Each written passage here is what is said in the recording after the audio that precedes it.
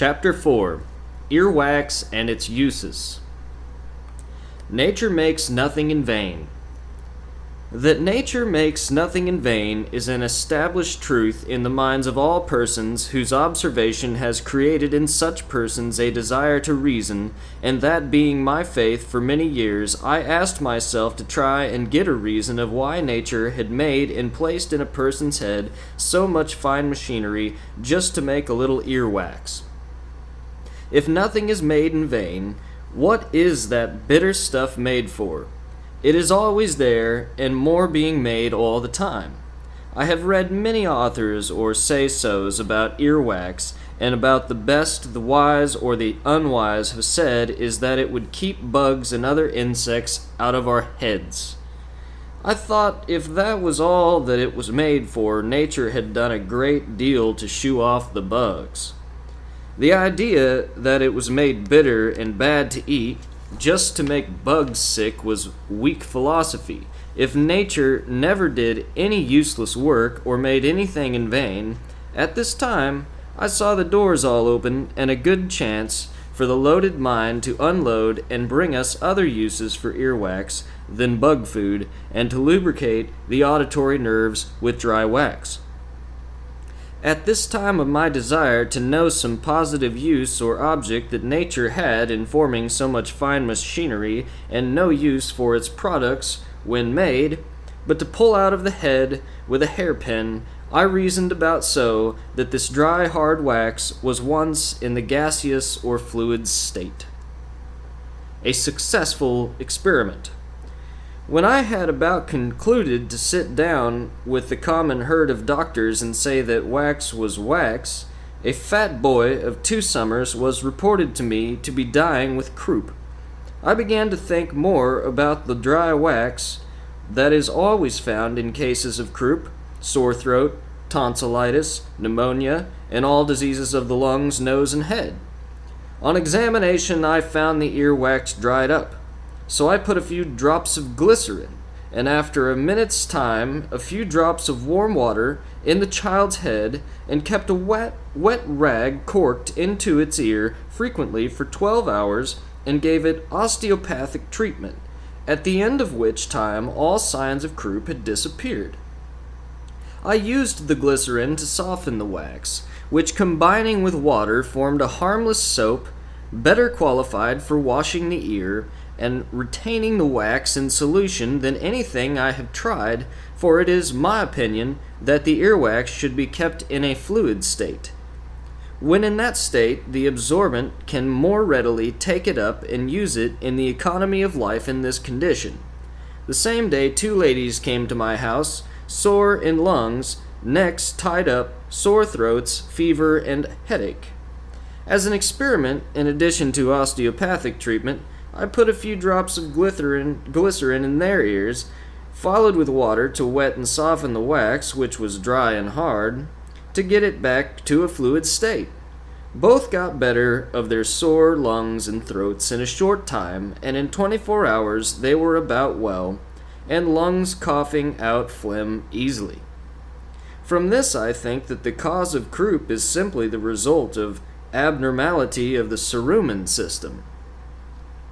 A question for ages. As a question of the uses of earwax has been before man for ages without an answer being given that passes the line of conjecture, I think there could be no reason why a few looks through the field glass of inquiry should not be given in a limited way on the great plane of fertility for the minds of our most profound thinkers.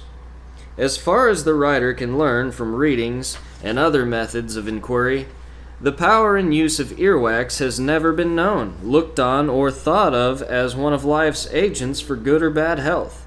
One asks this question: why are you talking about earwax, the filthy stuff? In answer, I asked, what do you know about earwax? The answer, I don't know or care anything about the dirty stuff.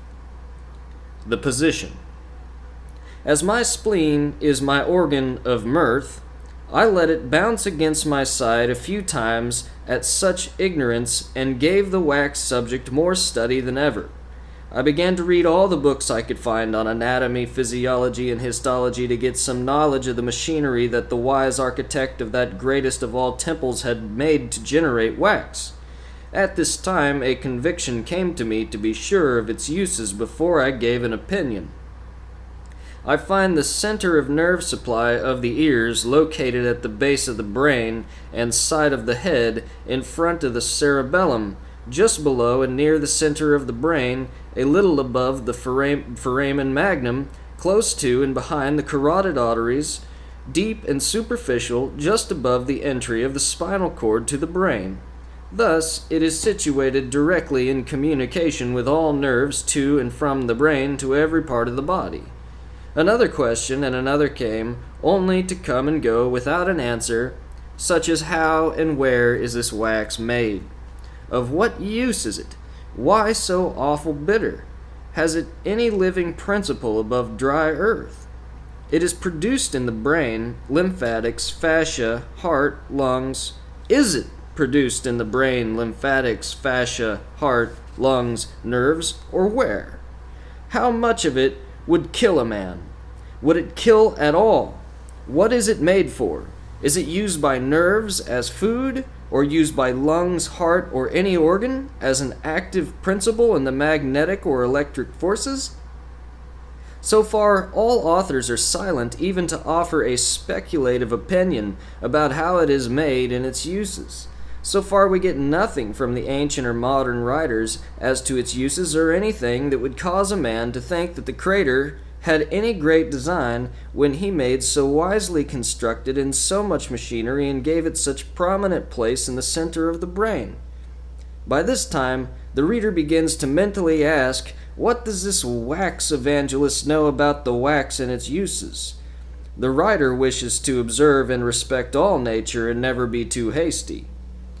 To carefully explore all and never leave until he finds the cause and use of that nature's hand has placed in its works, never overlooking small packages as they often contain precious gems. I am sure no man of brilliant mind can pass this milestone and not hitch his team and do some precious loading. At this time my pen will give notice to all anatomists, histologists, chemists, and physiologists that I will give no sleep nor slumber to their eyes until I hear from them an answer, yes or no, to these questions. For what purpose did God make earwax? Is it food or refuse? If food, what is it nourished? What is nourished by it? And how do you know your position is true and undebatable? Meaning of life. Life means existence.